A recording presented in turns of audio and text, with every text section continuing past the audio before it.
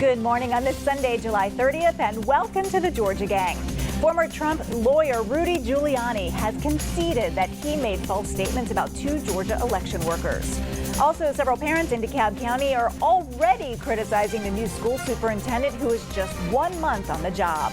And another party switcher, this time in Cobb County, this time from Republican to Democrat. Lolita, Phil, and Janelle are all here. Alicia Thomas-Searcy is here filling in for Theron once again. The debate and discussion begin right now. From the Fox 5 studios, the Georgia Gang starts now. A stunning development in a defamation lawsuit against former Trump lawyer Rudy Giuliani. He conceded that he made false statements about 2 Georgia election workers. Giuliani accused Fulton County workers Ruby Freeman and her daughter Shay Moss of passing USB drives and other accusations at State Farm Arena in November of 2020. Alicia, to you first this week, just your thoughts on how this is all shaking out. I'm giggling because did he concede or did he say he wasn't going to contest the facts, which is a really creative and cute way of saying I was lying, but I can't really admit that I was lying. I may or may not have messed up the lives of 2 innocent people, but forget about that. So here we are again. I will call him the cousin of the gaslighting family, just making up more lies. And on a serious note, here's what bothers me. People have mistrust in our system because they notice that wealthy, influential people get to go around, tell lies, make up falsehoods without any accountability. And so I'm bothered by this on a serious note, and I really hope that he's held accountable. And more importantly, I hope that these ladies get a whole lot of money and are able to, restart their lives essentially from all of the damage that he's caused. Phil, let's take a look at the wording here, because a rep, as Alicia had mentioned, a rep for the former New York City mayor says Giuliani did not acknowledge that the statements were false, but he did not contest it in order to move the case along. There's some legalese here, but what do we really make about what he was saying? Well, he has said, he tweeted this out, and I've talked to some lawyers about this just to kind of clarify what my colleague is saying here. It's a technique that's used all the time in a courtroom. But he did, rightly so, I think, apologize to the 2 ladies. But here's the underlying issue to clarify for the viewers. The fact is, that night in State Farm Arena, election night, there never should have been a shutdown because of a water pipe break, because when the State Farm Arena fella got the video and showed it to everybody, it did show everyone, we know this, the Fox 5 reporter, everybody else were ordered out. They never should have kept counting after everyone was out. That was what Giuliani's point was. And you talk about mistrust and lies and the fostering of a conspiracy theory, that was it. They should never have stopped counting. If that was his point, it got muddied up and everything else that he was accusing these 2 ladies and everybody else about. Yes, and that's why he apologized, but he also said the underlying fact was, and they violated state law by removing everyone and then counting. They should have just stopped counting and done it again the next day. Well, as we wait to hear about possible indictments in Fulton County against the former president and several of his aides, so far Georgians are opening up their wallets for Donald Trump.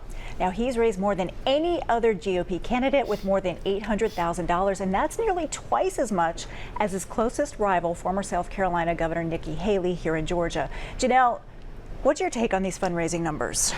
I mean, I'm not surprised by it. I think we're living in a society now where people are deciding who they want to support based on who's leading in the polls. I don't think anyone's doing research, and I'm not saying that President Trump wouldn't be the pick even if after doing research, but I don't know a lot of people that are doing it. I think a lot of people are just kind of looking to see where is the money going or where are the polling going and all that stuff. And I really want us to take back our power as we the people and to support candidates that we feel that are aligned with where we're going and what we would like to see happening. Again, not saying that's not President Trump, but I just want to see this going across the board. I know there are some people, and there was like an article about a gentleman who made a donation to a candidate who wasn't leading in the polls, and it was almost as if that was bizarre or weird. No, I mean, you support who you want to support, and I want to see more of that. Melita, there are other voters and supporters are kind of branching out and giving to these other candidates too, but so far Trump is in the lead. Well, and Trump's organization is spending a great deal of money targeting small donors, and he has a huge base of those small dollar donors from his previous presidency, and so they're spending a lot of money bringing that money in, and that's why he's doing so well, because he knows who to target because they've given to him before. Well, I want to move on because we've got a lot to talk about today. A big win for opponents of the new Atlanta Police Training Facility. A federal judge ruled they can collect signatures from residents outside the city in their push to get the issue on the ballot on a referendum. Melita, back to you, because this also restarts the clock for them. So this was a major development. It is a major development, and they announced that their goal is 70,000 signatures. They had announced earlier in the week that they have 30,000 signatures, and and more than 2/3 of those collected by volunteers, not paid canvassers. So what this does is it unleashes a whole new segment of volunteers, the DeKalb County people who live near the proposed facility, who can bring their passion to door-to-door canvassing in working on those other signatures. Now, their goal is to still keep to a deadline that will allow them to have this on the November ballot.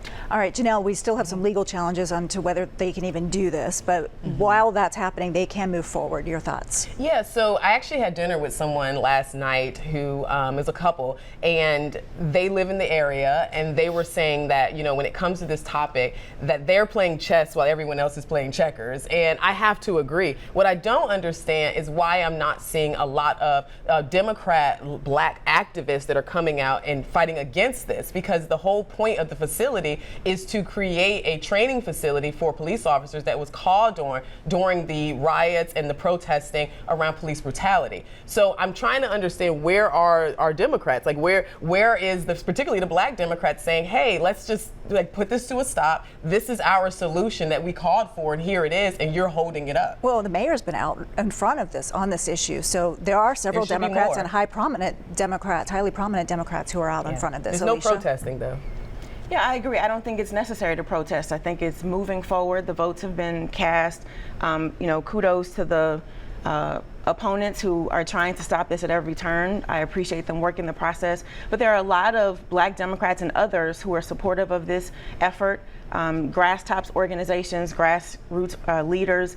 And so I don't think they're protesting because they know that it's moving forward, and that 70,000 signature deal is a high bar to meet. Phil, this gives the opponents more time and more people to go after. That's why I don't like Judge Mark Cohen's ruling. He's made some good rulings lately, but this isn't a good one. And I think that if you look at state law, yes, you have a city entity, you're having a referendum that's going to be dealt with by city voters. And the whole point of this is the signatures. That's the underlying fact here. Now they have 104 days, I think, to collect the signatures. If I was Judge Cohen, I think I would have said, all right, scrap the original signatures, start over. I think it's very unfair to have done that. Melita? Well, he specifically said you didn't have to scratch the original signatures. He was wrong. He also said that the city had failed to present, quote, any argument that the requirement is narrowly tailored to serve a compelling government interest, and that the exclusion of the DeKalb County solicitors imposed a severe burden on core political speech. They did cite city and the state law that allows this, and so that's why they are appealing on Friday to the 11th Circuit Court of Appeals, so we'll have to see what happens. And we'll be following it. All right, guys. Up next, pressure mounts for those in Georgia's massive film industry as the actors and writers continue to strike. Have a question or comment for the Georgia Gang? Email them at georgiagang@foxtv.com. It's a tough time for many of those in Georgia's billion-dollar film industry, as the writers and actors strikes have just about halted all productions with no end in sight. Alicia, to you first, this could have repercussions on Georgia's budget as well. Yeah, that's my concern. So a little known fact that one of my degrees is in theater. Oh, okay. And so How did we not know that? Yeah. So I care a lot about this for a lot of reasons. I have friends who are in the union, and I wish that they would kind of take notes from what's happening with UPS, right? They found a way to come together. And I see this the human side, right? There are not just the actors and other folks who work behind the scenes who are affected by this, but their families, subcontractors, right? Small businesses. This has a lot of economic impact on a lot of people. And so to your point, Lori, I'm concerned that when we talk about a $4.4 billion industry in this state, it's not only going to affect families, at some point it's going to affect our economy in the state. I think it's the domino effect, right, Janelle? Because you've got makeup artists and you've got caterers and like all these people that you don't necessarily associate maybe with the film industry, but it's hurting a lot of people. Yeah, you know what? I see the positive in this, right? So I feel like this is an opportunity for creativity to really thrive. People like Tyler Perry, Issa Rae, even our very own state rep, Yasmin Neal, who's a friend of mine, who's also in the film industry, who writes, directs, produces. People who do who all encompass all of this. This is an opportunity for you to step up. Like, this is a time to be good content creators, because there are investors that still want to invest in movies and still want to invest in products. And I think this is a great opportunity. What I want to see is the advantage being switched, right? I want to see us move from always being in a position where we're kind of begging for something after the fact, and instead using this as the opportunity to innovate, to be creative, to create the opportunities for these individuals, because you're absolutely right. Like, they are being impacted by this. It's not like they can work if there's not, a movie going on. But I want to see Yasmin's movies, move forward. I want to see more from Tyler Perry and Issa Rae. Like, I think that this is going to be a great opportunity. Melita.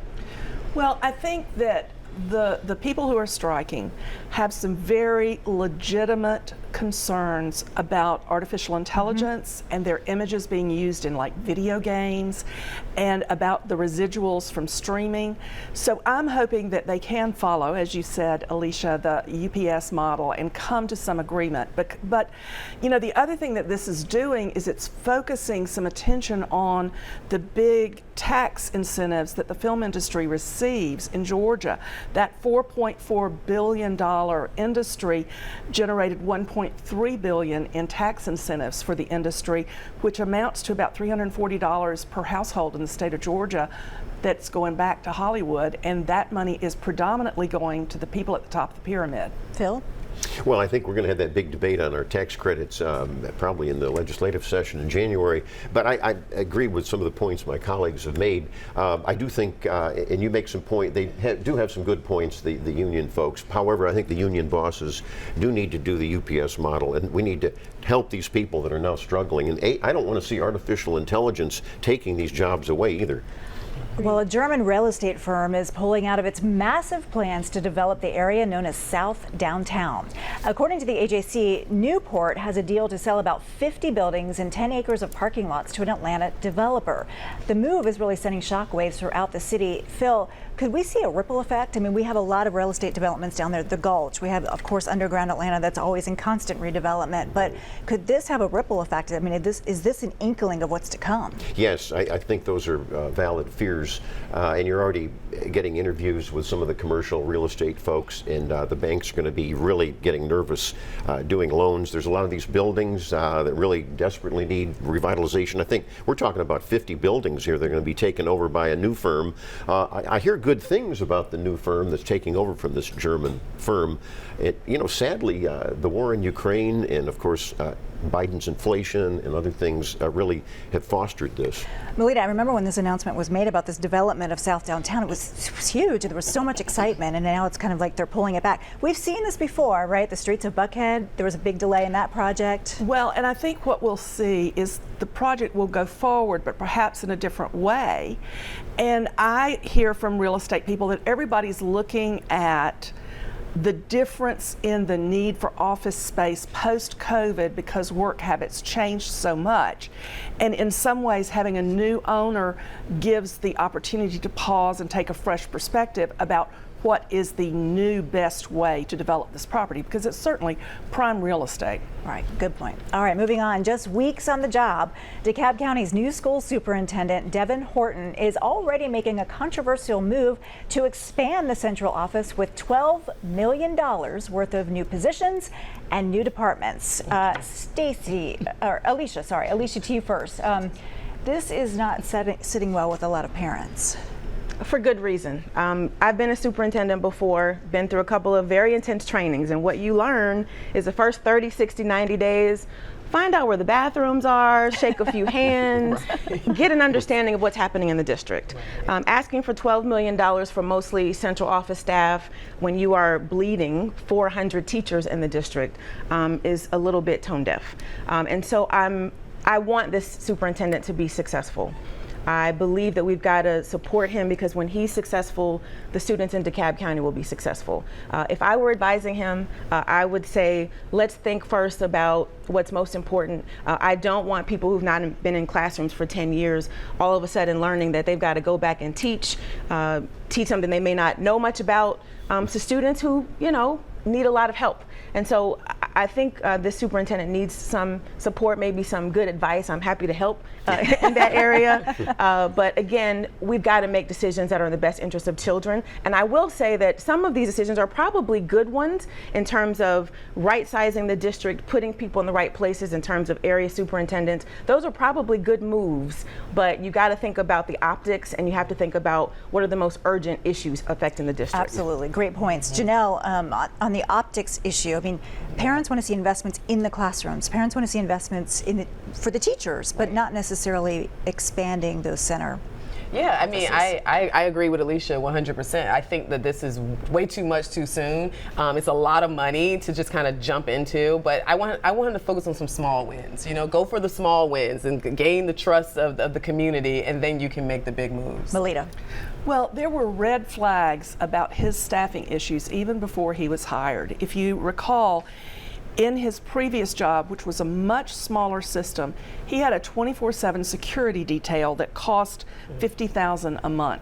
So he really did, I agree with Alicia, make a very big mistake by coming in and demanding this higher costly staff before he even knew his way around the system. And that has been an issue for previous superintendents, and DeKalb County now is on its 9th superintendent in recent years, and the turnover has to be examined very carefully by the voters. Phil, final thoughts? Well, I have to agree. We can't have a bloated bureaucracy. This is a battle that goes on in all 159 counties with their school systems. And yes, it was a mistake to go this route with this big gouge of money. They've got a division of equity for 12 positions. No, we don't want that. I don't think he should have been you weren't going to like that. Yeah, I know it. You didn't mention that one, but we like equality. What a waste of money. Anyhow. All right, we're going to move on. Up next, another party switcher, this time in Cobb County. Join the discussion on the Georgia Gang Facebook page and watch past episodes on the Georgia Gang YouTube channel. First, it was State Rep Misha Maynard ditching Democrats for the GOP. Well, this week, Cobb Tax Commissioner Carla Jackson is saying goodbye to the GOP and switching her party affiliation to the Democrats. Melita, any surprises here? Not particularly, because she was first appointed as tax commissioner, becoming the first black tax commissioner in Cobb County by a Republican governor. And so she stayed with that party and showed loyalty to the appointment she had received. So I'm not terribly surprised to see this. There is a Democratic woman who plans to challenge her, and it'll be a fight in that primary in a county which has switched from primarily Republican control in the middle of the last decade to primarily Democratic control now. Alicia, you live in Cobb County. Your thoughts? Plenty of them. This is not a surprise for me for a couple of reasons. First and foremost, what I love about living in Cobb is we do things in a very bipartisan, sometimes nonpartisan way. Lots of folks have these positions. We don't even know what their party affiliations are. Our commissioner is wonderful. She's been in this job for a while, doing a great job. Why I'm also not surprised is that she said that she's ready to leave the party that left her, right? Because they're, in my words, are focused on race baiting and history erasing and gaslighting. So I don't blame her for leaving and wanting to be in a place where she can just focus on doing her job. I think it's smart on her part. What I respect is that she's doing it before she runs, not getting the seat and then switching parties. So I appreciate her. This is a partisan job that she has to run for, but the job itself is not, and she'll continue to make sure she runs an efficient tax commission office. All right, you two are smirking and giggling. Janelle, what do you think about the fact that she says the party has left her? I mean, I think that whole statement came from Democrats that came to the Republican Party. So, I mean, I think now it's just like the thing you say every time you switch a party. I'm okay with her leaving. I don't have a problem with her leaving. I mean, we don't want anybody that's not a part or going to stand with the values that we stand with. So, I mean, good riddance, in my opinion. I think it's vice versa. If there's a Democrat who wants to become a Republican, do it. If it's, I feel like we're seeing something really unique that's happening, right? I think in the black community, there is a shakeup that's taking place where people are starting to look and say, why am I voting the way I'm voting? And I think you're going to see a lot of black people come to the Republican side, and you're probably going to see some black people leave the Republican side and go to the Democrat side. I'm okay with it. Let it shake out. Whatever she chooses to do, I think she's doing it because she's in a Democrat area, a Democrat county. But why jump in a primary where you can probably skate through and get to a general? But, because she's values-based. How about that? I don't think she ever was a traditional Republican. I mean, you don't need to be a member of a political party to be a tax commissioner, for heaven's sake. But no, here's the political problem with anyone, though, who is switching, and that is you get distrust on both sides of the aisle. And so it's very difficult for someone who switches, whether it's Representative Boehner or whether it's this lady here. So I don't know how she'll do in a primary. All right. She'll be fine. Up next, DOT Commissioner Russell McMurray is set to receive his third $100,000 raise. We do give him a lot of praise on this show, but Melita, your thoughts on this raise? Well deserved? I suspect that it is quite well deserved because in the private sector, he would be making that much or more. And we have more than a dozen state employees who, now part of them are football coaches, but we have more than a dozen state employees who are in the $1 Million Club and quite a few who would be making even more than McMurray. So it's a big job. It's a $4 billion budget.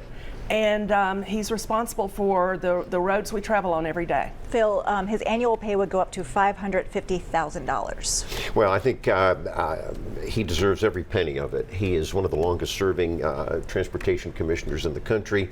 Let's remember that he started as the chief engineer, and I think that's very important because he knows all of these thousands and thousands of projects that are going on all around the state. He signed off on a lot of them before he became commissioner, and so I think the fact that he gets this raise, and you make a good point, he could be getting $2 million in the private sector just for what he knows. Alicia, weigh in as a former legislator. Yeah, that's how I look at this. And I thought when I saw this, wow, I need to be in a different field to get $100,000 raises every year. Clearly. I'm troubled by this. I have no problem with someone who's highly effective and have a comparable salary to the corporate world. But when I think about the Department of Transportation, I have more questions. What's the vision? What's our vision of transportation in this state? Have we had this significantly improved infrastructure because of his leadership? I'm troubled by a report that I saw a couple of years ago that there are Department of Transportation employees who are making less than a minimum wage, right? And so why are we paying someone $100,000 over and over again to add to his salary when probably the people that work under him aren't seeing any of these kinds of bonuses? So we've got to think differently about this. I have more questions than I do answers. I'm all for paying people for high performance, but I'm not sure this is the right one. Janelle? I always feel like salaries are associated with risk, right, and risk factors. And the fact of the matter is there are a lot of projects that's going on, particularly being in the construction field right now. I know that labor is down. I know that lead time on products and materials is extremely long. There's a lot of risk and stress that goes into that role to make sure you're overseeing all these projects. And I think he's doing a great job, and I think that's why he deserves the raise. All right, we'll leave it there, folks. Coming up, winners and losers. Stay tuned. Time now for the week's winners and losers. All right, Phil, starting with you. Well, I have a winner, and it's some exciting news because it involves my company, and that is Insider Advantage Georgia. It's now becoming James Georgia Online, and what's going to happen is the content and everything remains the same. The daily newsletter remains the same. The print magazine is going to be the same, James Magazine. And now you can get on the website, and I got to get this right. I got to remember it myself, jamesmagazinega.com. WAGA-TV.com. And what's going to happen with Insider Advantage? Matt Towery is going to get back into doing some polling. We'll look for that in August. And that's going to be devoted mainly to polling and analysis. I think he'll have a podcast on there and have some guests. So that'll be fun. That's great. I always love to hear from Matt. Melita. Well, we express condolences to the family of Tom Moreland, the former DOT commissioner, who is the architect of the modern Georgia highway system, because he died last week. And then my winner of the week, I love good grassroots activism. And you might say that the folks in Hiawassee, a town of about 1,000 people, dodged a dragon this week when hundreds of them showed up to protest a Hogwarts-style sculpture on the top of Whiskey Mountain that was supposed to be more than 35 feet tall and have a wingspan of 160 feet, because the homeowner, seeing the fact that his artwork was not so well appreciated by neighbors, decided to withdraw the proposal. I love that story. I wanted to talk about it, and then he withdrew it. All right, Alicia. I'm going to start with my loser for the week. Surprise, it's Rudy Giuliani, for obvious reasons. My winners for the week: the state of New Hampshire for passing a civic education law. Yay for students learning about our democracy and how to engage. And then my big winner of the week is my mama. Aww. Happy 72nd birthday, Winnell Thomas. You are the best mama under the sun. Thank you, thank you. Happy birthday. Oh, happy birthday to her, Janelle. I love that name, Winnell. It sounds like so Janelle. Pretty. It's really pretty. Yes. No, I think it's really pretty. It sounds really distinguished. So happy birthday, Mom. My winner is Union City. They were listed as the fastest growing city in Georgia, and I definitely think that's due to great leadership in the mayor, Mayor Williams, and the council.